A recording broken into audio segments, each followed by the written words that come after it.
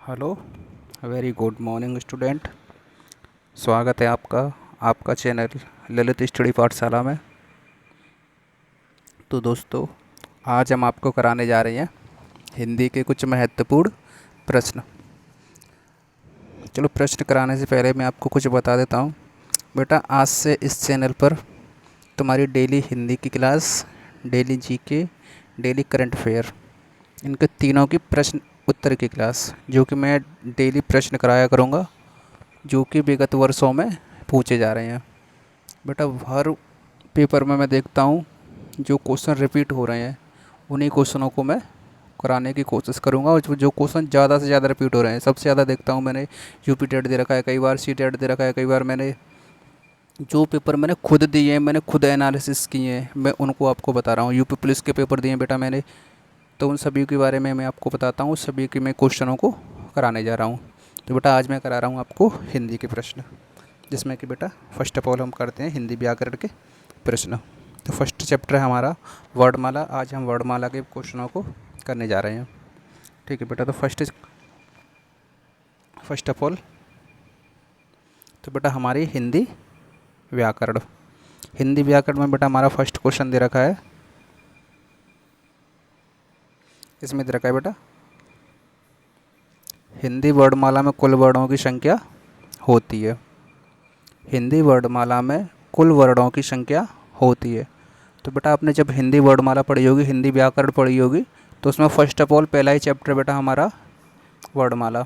तो वर्णमाला में हम ये तो छोटी क्लास से पढ़ते आते हैं, यूकेजी एलकेजी नर्सरी से, ये हमारे छोटे या बड़े या होते हैं जिनको हम पढ़ते हैं, जिनको हम हिंदी वर्णमाला बोलते हैं, उनकी बेटा डिजिट हमारी 52 होती है। कितनी होती है? 52। तो हमारा राइट आंसर बेटा सी हो जाएगा इसका।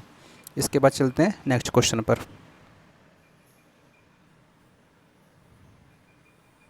तो बेटा नेक्स्ट क्वेश्चन है हमारा, इसमें दे रखा है वर्णमाला किसे कहते हैं, यानी कि वर्णमाला किसे कहते हैं। तो वर्णमाला किसे कहते हैं, जब हम वर्णमाला के बारे में पढ़ते हैं, वर्णमाला टॉपिक आता है हमारा, तो वह सबसे पहले हम एक डिफाइन होती है हमारे पास कि व्हाट इज़ वर्णमाला। वर्णमाला किसे कहते हैं, वर्णमाला, हाउ टू मीन्स ऑफ वर्णमाला, वर्णमाला का मतलब क्या होता है। तो बेटा, क्या हमारा शब्द समूह होता है, क्या हम शब्द समूह को वर्णमाला कहते हैं, या वर्णों के संकलन को वर्णमाला कहते हैं, या शब्द गणना को वर्णमाला कहते हैं, या फिर वर्णों के व्यवस्थित समूह को। तो दोस्तों, मैं बता दूं आपको, इसमें इसका आंसर होगा बेटा वर्णमाला, यानी कि वर्णों के व्यवस्थित एवं क्रमबद्ध समूह को वर्णमाला कहते हैं। ठीक, चलते हैं नेक्स्ट क्वेश्चन पर। Question number 3।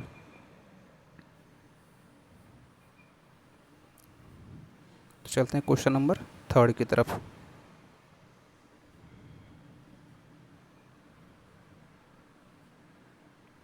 तो बेटा क्वेश्चन नंबर 3 दे रखा है हमारा बेटा, भाषा की सबसे छोटी इकाई कौन सी है। भाषा की सबसे छोटी इकाई कौन सी है। तो क्या बेटा भाषा की सबसे छोटी इकाई क्या बेटा हमारी शब्द कहलाती है, या व्यंजन कहलाती है, या स्वर कहलाती है, या वर्ड कहलाती है। तो बेटा जब हम पढ़ते हैं कि भाषा की सबसे छोटी इकाई, अगर हम बात करते हैं कि भाषा की सबसे छोटी मौखिक इकाई, मौखिक यानी कि मुंह से निकलने वाली, तो बेटा मौखिक इकाई की बात करेंगे तो बेटा वो हम होती है हमारी ध्वनि। क्या होती है? ध्वनि, यानी कि मुंह से जो भी साउंड प्रोड्यूस होता है, कुछ ना कुछ साउंड होगा मुंह से प्रोड्यूस, जो साउंड प्रोड्यूस होगा उसको बेटा ध्वनि बोलेंगे। अगर किसी ने पूछा भाषा की सबसे छोटी मौखिक इकाई, मौखिक मौखिक होगी तो बेटा ध्वनि होगी, लेकिन इसने क्या पूछा है, सिर्फ सबसे छोटी इकाइयों की बात की है, तो इसमें सबसे छोटी इकाई बेटा हो जाएगी हमारी। और जब हम मुंह से बोलेंगे तो ध्वनि निकलेगी, लेकिन और उसी ध्वनि को अगर हम कहीं पर लिख देंगे, यानी कि उसी वर्ड को हम लिखेंगे, तो सबसे पहले क्या लिखा जाएगा, वर्ड लिखा जाएगा। तो इट मीन्स इस क्वेश्चन का आंसर हो जाएगा भाषा की सबसे छोटी इकाई बेटा वर्ड होती है। ठीक है, उसके बाद चलते हैं नेक्स्ट क्वेश्चन पे। Question number 4। इसमें क्या दे रखा है, इसमें दे रखा है बेटा,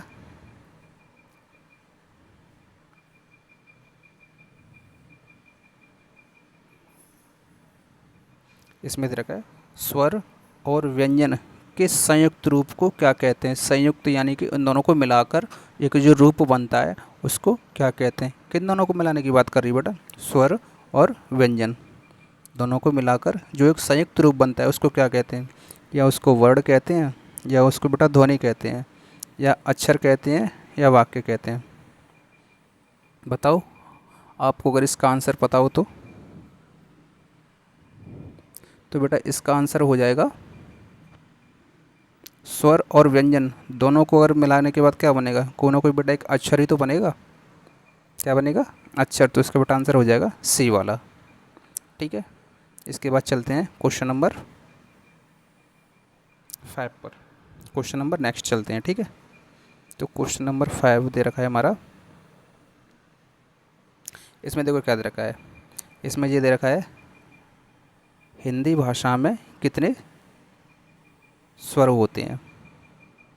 हिंदी भाषा में कितने स्वर होते हैं? तो जब हम हिंदी भाषा में हिंदी व्याकरण पढ़ते हैं तो बेटा उसमें हिंदी व्याकरण को 2 भागों में बांटा गया है।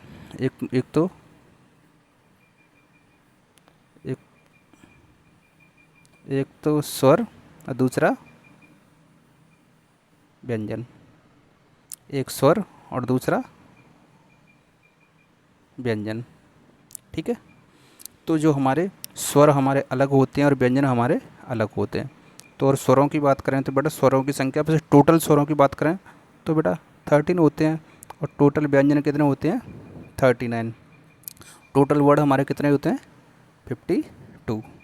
ठीक है, लेकिन अब इसमें क्या पूछा है? हिंदी भाषा में कितने स्वर होते हैं? ठीक है, तो क्या ऑप्शन के अकॉर्डिंग 15 होते हैं, या फिर नेक्स्ट ऑप्शन देखते हैं इसका, आपको बताते हैं। ठीक है, या 11 होते हैं, या 11 होते हैं, या 13 होते हैं, या 5 होते हैं? तो इसमें क्या पूछा है? हिंदी भाषा में कितने स्वर होते हैं? ठीक है, तो बेटा सबसे पहले अब स्वरों की बात करें। अगर आपको ये क्वेश्चन ज़्यादातर लोगों को डाउट में रखता है, ठीक है, तो इसमें सबसे पहले हमारे पास ये 2 ऑप्शन दे रखे हैं, एक 11 दे रखा है और एक 13 दे रखा है। अगर बेटा हिंदी भाषा में कुल स्वरों की बात करें तो कुल स्वर तो बेटा हमारे 13 होते हैं, लेकिन अगर हिंदी भाषा में ओनली स्वरों की बात करें तो बेटा हमारा राइट आंसर 11 होता है। 11 इसलिए होता है क्योंकि हमारे अंग और आह ये बेटा ये अनुस्वार होता है और ये विसर्ग होता है। ठीक है, तो इन दोनों को स्वरों की श्रेणी में नहीं रखा जाता है। जब भी हमारा क्वेश्चन पूछता है कि बेटा हिंदी वर्णमाला में स्वर होते हैं, तो आप किसी भी पेपर में देख लेना, आयोग ने हमेशा 11 को ही राइट माना है। ठीक है, तो इसका बेटा आंसर हो जाएगा 11। ठीक है, चलते हैं अब नेक्स्ट क्वेश्चन पर। ठीक है, क्वेश्चन नंबर 6। इसमें क्या दे रखा है? इसमें दे रखा है बेटा हिंदी भाषा में कितने व्यंजन होते हैं? कितने व्यंजन? तो जस्ट मैंने अभी आपको बताया है, स्वर हमारे होते हैं 13, 11। ठीक है, एंड व्यंजन टोटल तो हमारे होते हैं 39, लेकिन 39 में से भी ये पूछ रहा है, सिर्फ व्यंजन पूछ रहा है कि हिंदी भाषा में व्यंजन कितने होते हैं। जहाँ भी आपसे पूछे कि हिंदी भाषा में व्यंजन कितने होते हैं, तो बेटा व्यंजन होते हैं हमारे 33। देखो मैं बताता हूँ कैसे होते हैं। ठीक है, बस थोड़ा सा आप समय दीजिए। देखो 33, 25 तो हमारे स्पर्शी व्यंजन होते हैं, प्लस 4 हमारे अंतस्थ व्यंजन होते हैं, एंड 4 हमारे ऊष्म व्यंजन होते हैं। ठीक है, तो इनको मिलाकर टोटल हमारे बेटा 33 होते हैं। इसीलिए बेटा हमारे व्यंजनों की संख्या 33। सेकंड वाला ऑप्शन सही हो जाएगा, बी ऑप्शन। कौन सा ऑप्शन हो जाएगा? बी वाला। ठीक है, कौन सा? B option. ठीक, 33। अब चलते हैं नेक्स्ट क्वेश्चन पे, क्वेश्चन नंबर 7। अब इसमें देखो क्या दे रखा है। इसमें दे रखा है एक से अधिक वर्णों के मेल को कहते हैं। किसको? एक से अधिक वर्णों के मेल को कहते हैं। जहाँ से एक से अधिक वर्ड होते हैं, वर्णों के मेल यानी कि जो वर्ड अलग अलग मिलते हैं, उनको क्या कहते हैं? जब 2 वर्ड आपस में मिलेंगे जो क्या वो वर्ड तो ऑलरेडी हैं, वर्ड मिलने के बाद क्या बनता है, क्या अक्षर बनेंगे या स्वर बनेंगे या व्यंजन या अनुस्वर। बेटा हमारे पास 4 ऑप्शन दे रखे हैं, लेकिन पता है आपको जब 2 वर्ड मिलते हैं तो 2 वर्णों को मिलने के बाद बेटा उनको एक अक्षर बनता है। ठीक है, ठीक है, ये तो बेटा वर्णमाला व्यंजन अनुस्वर ये तो उसका एक पार्ट है वर्णमाला का। ठीक है, लेकिन इन जो 2 वर्णों के मेल से बनने वाले को क्या बोलते हैं बेटा, अक्षर बोलेंगे। तो इसका बेटा आंसर हमारा ए सही हो जाएगा। ठीक, अब चलते हैं नेक्स्ट क्वेश्चन पर। ठीक है, अब चलते हैं क्वेश्चन नंबर 8 पर। देखो ये बहुत अच्छा क्वेश्चन है बेटा, और लेंथी भी क्वेश्चन है। इनको बच्चे पढ़ने में बहुत ज़्यादा अटक जाते हैं, बहुत दिक्कत होती है उनको। ठीक है, क्वेश्चन को तो रीडिंग तो सभी कर लेते हैं, लेकिन क्वेश्चन रीडिंग करने के बाद उसको समझना कि उस क्वेश्चन में दे क्या रखा है, उसमें पूछा क्या गया है। ठीक है, तो फर्स्ट ऑफ ऑल हम इसकी रीडिंग करते हैं। ठीक है, इसमें पूछा है प्रश्न नंबर 8, जिसका उच्चारण स्वतंत्रता से होता है, उच्चारण स्वतंत्रता से होता है और जो व्यंजन के उच्चारण में सहायक होता है, जो व्यंजन के उच्चारण में सहायक होता है। जब हम हिंदी वर्णमाला पढ़ते हैं तो हमें स्वरों को अलग पढ़ाया जाता है और व्यंजनों को अलग पढ़ाया जाता है। जब हमारी बात आती है स्वरों की, तो बेटा स्वरों की एक डेफिनेशन होती है, स्वर को स्वतंत्र रूप से बोला जाता है। स्वतंत्र रूप से बोलने का मतलब जो बिना किसी की सहायता से बोले जाते हैं, यानी कि निस्वार्थ भाव से बोले जाते हैं, बिल्कुल स्वतंत्र होते हैं। वो किसी के ऊपर डिपेंड नहीं होते हैं। वो बेटा जो स्वतंत्र होते हैं उन्हें बेटा स्वर कहते हैं, और जो स्वरों पर डिपेंड होते हैं, जो हमारे स्वर होते हैं जिनको हम स्वर बोलते हैं, आ से लेकर अहाँ तक, अंग है तक। ठीक है, तो जो स्वरों पर डिपेंड होते हैं, ठीक है, तो उनको बेटा हम बोलते हैं व्यंजन। क्योंकि व्यंजनों को हम कभी भी बिना स्वर की सहायता से नहीं बोल सकते। जैसे कोई भी वर्ड ले लो आप, जैसे आपने ले लिया क, ये लगा दिया नीचे मैंने हलंत, ये बेटा स्वर रहित है, लेकिन अभी ये पूर्ण नहीं है। जब इसमें अ की मात्रा क्या होती है, अ की मात्रा होती है बेटा डंडा होता है या अ होता है। क प्लस अ बराबर अब मिल के बेटा बनेगा ये क। अब ये हलंत रहित क बन गया बेटा, ये अब हमारा क्या हो गया, एक व्यंजन। क हमारा व्यंजन में आता है। अब देखो अब इसमें क्या दे रखा है ऑप्शन में, जिसका उच्चारण स्वतंत्रता से होता है और जो व्यंजन के उच्चारण में सहायक होते हैं। तो व्यंजन के उच्चारण में सहायक क्या होते हैं, मैंने अभी जस्ट बताया आपको, स्वर। ठीक है, और मैंने ये भी बताया था जिनका उच्चारण स्वतंत्रता से होता है, यानी कि स्वतंत्र रूप से होता है, उसको क्या कहते हैं बेटा, स्वर। तो इसका बेटा आंसर हो जाएगा हमारा बी, स्वर। ठीक है, चलते हैं इसके बाद नेक्स्ट क्वेश्चन पर, क्वेश्चन नंबर 10। ठीक है, सॉरी 9, क्वेश्चन नंबर 9। तो बेटा क्वेश्चन नंबर 9 में हमारा क्या दे रखा है, इसमें दे रखा है बेटा हिंदी भाषा में ध्वनियाँ कितने प्रकार की होती हैं। हिंदी भाषा में ध्वनियाँ, ध्वनि यानी कि मुंह से निकलने वाला साउंड होगा ना, मुंह से निकलने वाला साउंड कितने प्रकार के होते हैं, ये हम देखते हैं। क्या ध्वनियाँ 2 प्रकार की होती हैं या 4 प्रकार की या 6 प्रकार की या 8 प्रकार की। ठीक है, तो हम देखते हैं कि ध्वनियाँ कितने प्रकार की होती हैं। जब भी हमारे मुंह से कोई भी साउंड निकला, तो क्या निकलेगा मुंह से, मैंने बोल दिया क बोल दिया या च बोल दिया या ट बोल दिया, त बोल दिया, प बोल दिया, कोई भी वर्ड बोल दिया मैंने। ठीक है, मैंने बोल दिया क, क्या बोल दिया क, तो इसका बेटा वर्ड विक्षेपण करते हैं। ठीक है, तो इसको हम क अलग हो गया और प्लस अ। ठीक है, ये हमारे दोनों अलग हो गए। तो ये क हमारा किस में आता है, व्यंजन का रूप है, और ये अ हमारा स्वर का रूप है। ठीक है, तो व्यंजन प्लस स्वर दोनों का संयुक्त तो मिलन है, क्या बन गया, मिलन होके क बन गया। ठीक है, ये क प्लस अ, ठीक है, दोनों को ऐड करके संयुक्त करके क्या बन गया बेटा, क। तो अब हमारे मुंह से निकलने वाली ध्वनियों को हम क्या बोलेंगे, स्वर और व्यंजन। तो एक टाइप आपका स्वर हो गया और एक टाइप आपका व्यंजन। तो ये टोटल कितने प्रकार के होते हैं, ये टोटल बेटा हमारे 2 प्रकार के होते हैं, 2 प्रकार के होते हैं। ठीक है, तो इसका आंसर हो गया हमारा ए वाला 2। ठीक है, चलते हैं अब नेक्स्ट क्वेश्चन पर। ठीक है। अब चलते हैं क्वेश्चन नंबर 10। 10 नंबर क्वेश्चन बेटा बहुत अच्छा क्वेश्चन है, ज़्यादातर लोग इसको जानबूझकर भी गलत कराते हैं। अब मैं बात करता हूँ क्वेश्चन नंबर 10 में, हिंदी वर्णमाला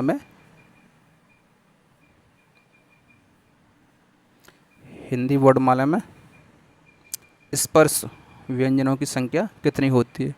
स्पर्श व्यंजन बेटा हम कह सकते हैं वो व्यंजन जिनको अगर हम बोलते हैं तो मुंह का कोई ना कोई भाग टच होता है।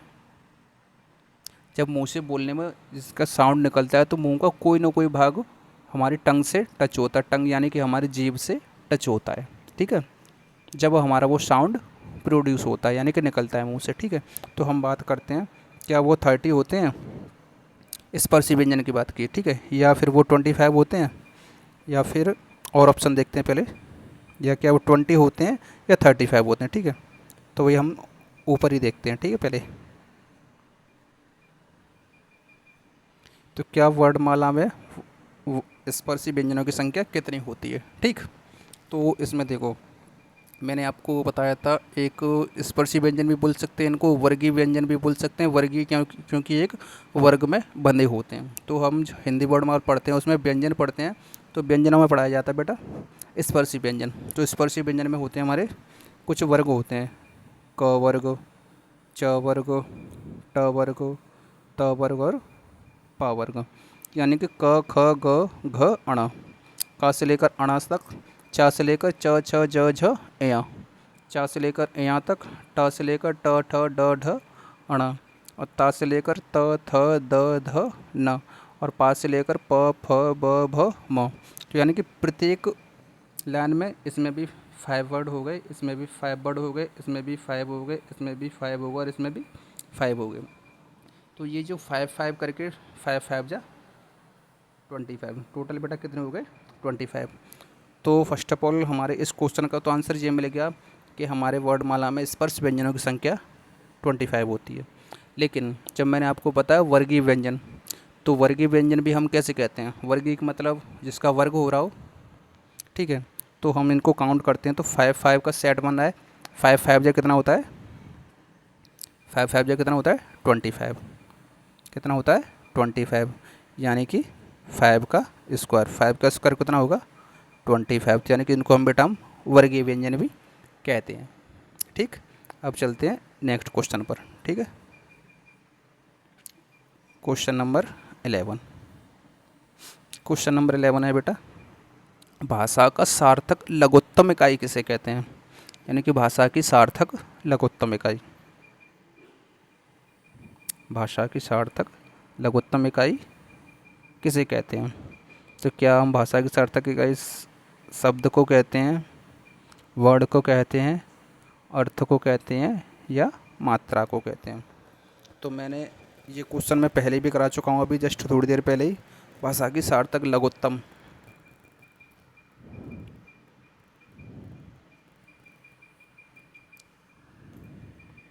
ठीक, तो भाषा की सार्थक लघुत्तम इकाई बेटा किसको कहते हैं,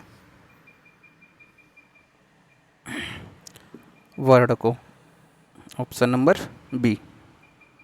ठीक, इसके बाद चलते हैं बेटा नेक्स्ट क्वेश्चन पर। ठीक,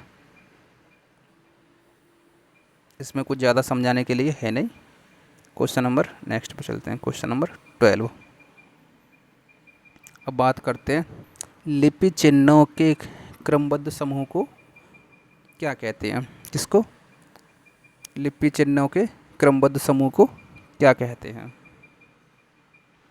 लिपि चिन्ह की बात होती है तो यानी कि वर्णमाला में 52 वर्ड होते हैं, उनमें मात्राएं वगैरह ये सभी हमारी लिपि चिन्हों में आते हैं। मात्राएं वर्ड वगैरह हैं जो भी हैं सभी बेटा हमारे लिपि चिन्हों में आते हैं। लिपि हमारी देवनागरी, जब हम हिंदी भाषा को पढ़ते हैं तो हमारी देवनागरी लिपि है, तो उसी लिपि के बारे में बात होती है। तो लिपि चिन्ह यानी कि देवनागरी में यूज होने वाले वर्ड, देवनागरी हमारी लिपि है, उसके द्वारा हम हिंदी को पढ़ते हैं। तो उसमें जो वर्डों को बोलते हैं हम चिन्ह। ठीक है, तो उसमें पूछ रहा है क्रमबद्ध समूह को क्या कहते हैं। तो मैंने फर्स्ट ऑफ ऑल आपको एक वर्णमाला की डेफिनेशन बताई थी कि वर्णों के व्यवस्थित एवं क्रमबद्ध समूह, वर्णों का व्यवस्थित एवं क्रमबद्ध समूह, शायद पहला या दूसरा क्वेश्चन मैंने आपको ये कराया था, शायद सेकंड वाला क्वेश्चन था जो कि मैंने आपको बताया था, ठीक है। वर्णमाला किसे कहते हैं, तो ये क्वेश्चन वही है, बस घुमा के पूछा गया है, ठीक है। लिपि के चिन्हों के क्रमबद्ध समूह को क्या कहते हैं बेटा, क्या वर्ड समूह कहते हैं, या वर्ड कहते हैं, या अक्षर कहते हैं, या वर्णमाला कहते हैं, तो बेटा इसका आंसर हो जाएगा डी, वर्णमाला, ठीक। अब चलते हैं क्वेश्चन नंबर 13 पर। देखो, अब देखो ये दोनों क्वेश्चन सेम हो गए। लिपि चिन्हों के क्रमबद्ध समूह को क्या कहते हैं, ठीक है, इसको भी वर्णमाला कहते हैं। अब इसके बाद नेक्स्ट क्वेश्चन है, वर्णों के समूह को क्या कहते हैं। अभी मैंने लिपि के ऊपर मुझे क्वेश्चन पूछा था, अब भी देखो इसमें देखो क्या पूछ रहा है, इसमें पूछ रहा है वर्णों के समुदाय को क्या कहते हैं। समुदाय यानी कि एक ग्रुप, समुदाय का मतलब ग्रुप ही होता है। पहले परिवारों का भी एक समुदाय होता था जिसमें एक एकल फैमिली, मतलब एक एकल फैमिली, एक संयुक्त फैमिली, तो जो पूरा परिवार संयुक्त होकर रहता था वो एक समुदाय होता था, ठीक है। एक समाज का एक समुदाय होता है, आज भी होता है, अपने अपने समाज का एक समुदाय होता है, ठीक है। तो ऐसे ही वर्णों के समुदाय की बात की है। वर्णों का समुदाय यहाँ की वहाँ पे सभी वर्ण एकत्रित होते हैं, ठीक।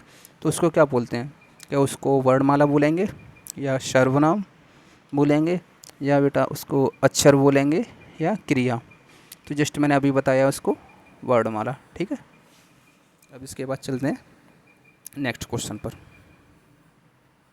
ठीक है। तो नेक्स्ट क्वेश्चन है हमारा 14, जिसमें कि हमारे 14 नंबर क्वेश्चन में क्या दे रखा है, शब्द की सबसे छोटी इकाई क्या कहलाती है। क्या पूछ रहा है, शब्द की सबसे छोटी इकाई क्या कहलाती है, ठीक है। तो शब्द की सबसे छोटी इकाई, अभी भी जस्ट थोड़ी देर पहले भी ये क्वेश्चन आया था, ये शायद तीसरी बार क्वेश्चन रिपीट हुआ है। तीनों बार लैंग्वेजेस की अलग अलग पूछी गई है, इसकी भाषा अलग अलग पूछी गई है, क्वेश्चन पूछने का तरीका अलग अलग है, लेकिन क्वेश्चन सेम है और क्वेश्चन का आंसर भी सेम है। जब क्वेश्चन सेम होगा तो उसका आंसर भी सेम होगा, ठीक। इसकी पूछेगी शब्द की सबसे छोटी इकाई क्या कहलाती है।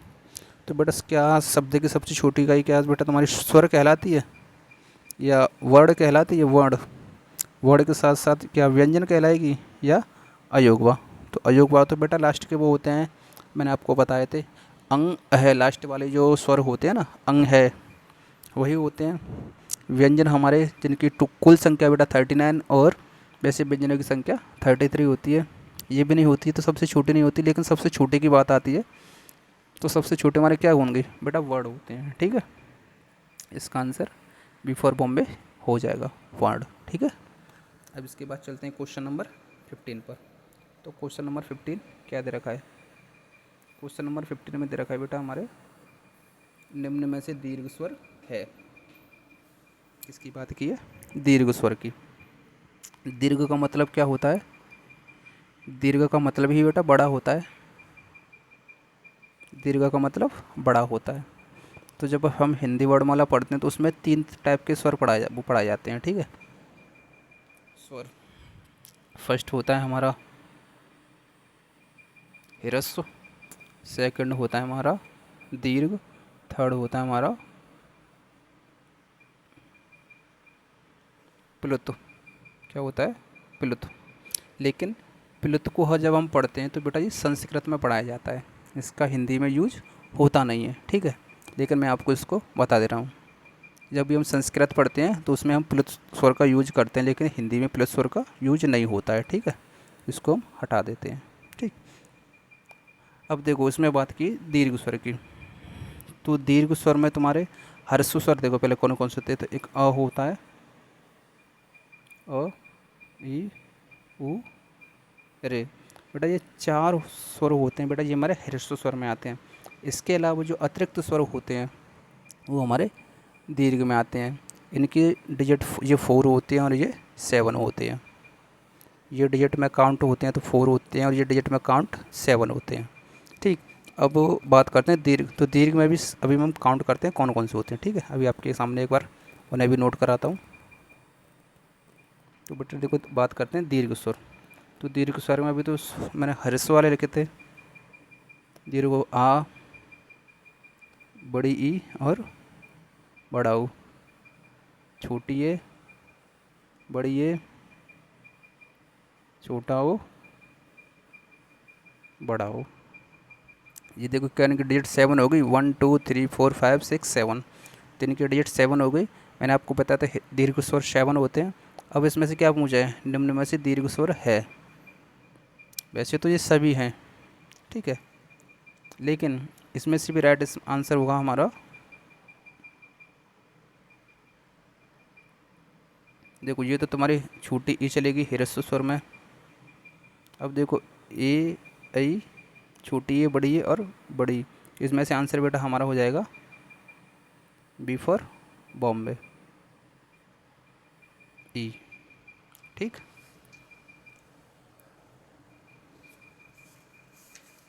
अब चलते हैं क्वेश्चन नंबर नेक्स्ट पे। ठीक, इसको रेज करके question number next, question number 16। Question number 16 देखो बेटा क्या कह रहा है। क्वेश्चन नंबर 16 में दे रखा है तुम्हारा, क्वेश्चन नंबर 16 में दे रखा है, निम्नलिखित में से मूल दीर्घ स्वर नहीं है, मूल दीर्घ स्वर नहीं है। ठीक है, तो हमारे पास 4 ऑप्शन दे रखे हैं। फर्स्ट वाला दे रखा है आ, छोटी बड़ी ई और बड़ा ओ और बड़ा ओ। हमारे पास 4 ऑप्शन दे रखे हैं, इसमें से हमारा राइट आंसर हो जाएगा डी वाला, बड़ा ओ। ये हमारा मूल दीर्घ स्वर नहीं है। ठीक, अब इसके बाद चलते हैं नेक्स्ट क्वेश्चन पे। ठीक, अब इसके बाद नेक्स्ट क्वेश्चन है हमारा 17। 17 क्वेश्चन क्या कह रहा है हमारा, 17 क्वेश्चन कह रहा है हमारा, हिंदी भाषा में, हिंदी भाषा में ह्रस्व स्वरों की संख्या कितनी होती है। मैंने जस्ट अभी आपको जस्ट थोड़ी देर पहले ही, इससे ज़्यादा शायद ये 17 है, 15 वाला क्वेश्चन शायद मैंने यही कराया, 15 या 16 वाला। ये मैंने बताया हिंदी भाषा में ह्रस्व स्वरों की संख्या। अभी मैंने बताया था ह्रस्व स्वर और दीर्घ स्वर और प्लुत स्वर। तो ह्रस्व स्वर बेटा हमारा होते हैं 4, ह्रस्व स्वर कितने होते हैं 4, और दीर्घ स्वर कितने होते हैं हमारे 7, टोटल मिला के 11। तो इसमें हमारा आंसर क्या हो जाएगा 4, सी फॉर चेन्नई, सी वाला ऑप्शन सही हो जाएगा। इसके बाद चलते हैं बेटा नेक्स्ट क्वेश्चन पर, क्वेश्चन नंबर 18। ठीक, तो क्वेश्चन नंबर 18 दे रखा है बेटा, किस स्वर के उच्चारण में दीर्घ स्वर से भी अधिक समय लगता है, दीर्घ स्वर से भी अधिक समय लगता है। ठीक है, तो मैंने अभी आपको पढ़ाए थे, बताए थे आपको, ह्रस्व, दीर्घ और प्लुत, ये 3 टाइप के स्वर होते हैं। ह्रस्व से तो ज़्यादा दीर्घ में लगता है, और दीर्घ से ज़्यादा टाइम प्लुत में लगता है, इसमें प्लुत में। तो ऑप्शन देखो, क्या क्वेश्चन क्या पूछ रहा है, किस स्वर के उच्चारण में दीर्घ स्वर से भी अधिक समय लगता है। ठीक है, तो दीर्घ स्वर से भी अधिक समय किस में लगेगा बेटा, ऑप्शन हमारे क्या क्या दे रखे हैं, ऑप्शन में दे रखा है बेटा हमारा अनुस्वार, अनुनासिक, ह्रस्व स्वर या प्लुत। तो हमारा आंसर हो जाएगा बेटा डी, प्लुत। ठीक है, अब चलते हैं इसके बाद नेक्स्ट क्वेश्चन पे।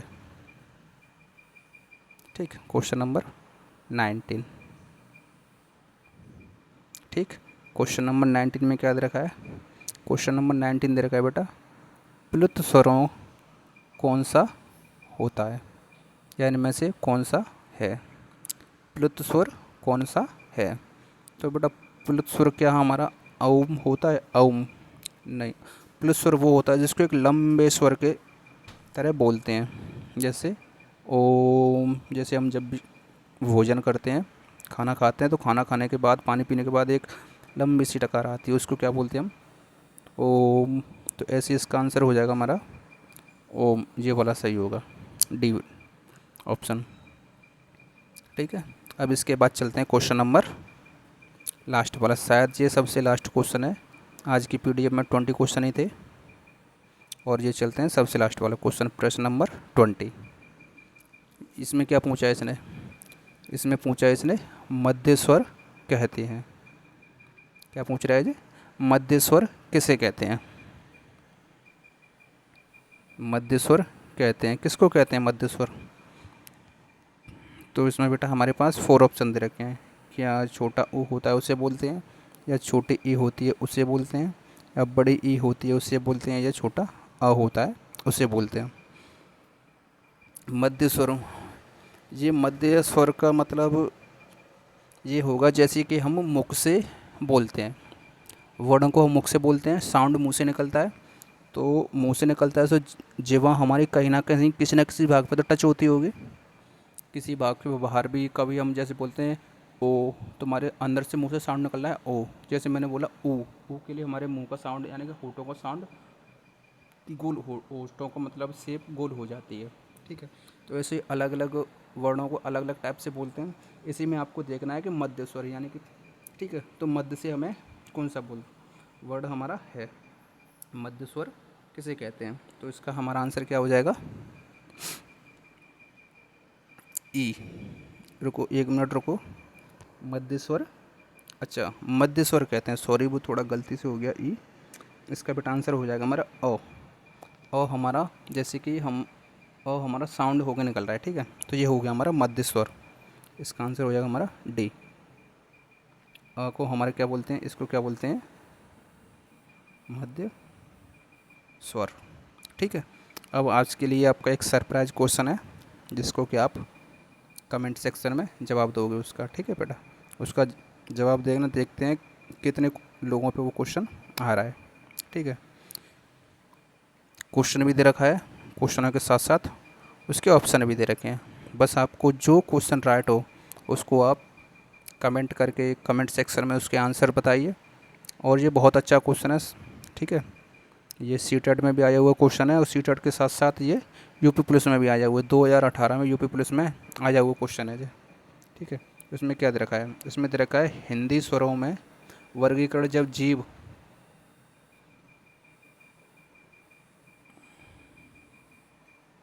हिंदी स्वरों का वर्गीकरण जब जीव, जीव नहीं बेटा, जीभ ये हमारी टंग है, उस जीव के भाग के आधार पर किया जाता है, जीव के भाग के आधार पर किया जाता है, तो निम्नलिखित में से कौन सा भेद इसके अंतर्गत नहीं आएगा? ये हमारा क्वेश्चन है, और ये आपके सामने 4 ऑप्शन दे रखे हैं जिसके कि आपको आंसर देने हैं। क्या अग्रस्वर होता है, या मध्य स्वर होता है, या पश्च स्वर होता है, या निवृत्त स्वर होता है?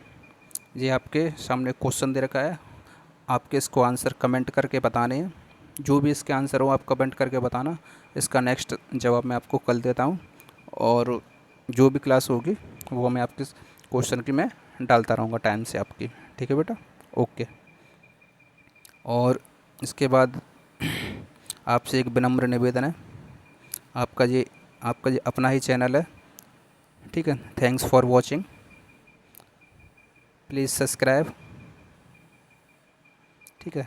Thanks for watching, please like and subscribe my YouTube channel Lalit study Pathshala. Thank you. आज के क्वेश्चन यहीं पे समाप्त होते हैं, और हम इंतज़ार करते हैं नेक्स्ट क्वेश्चनों का, ठीक है बेटा, ओके, थैंक यू।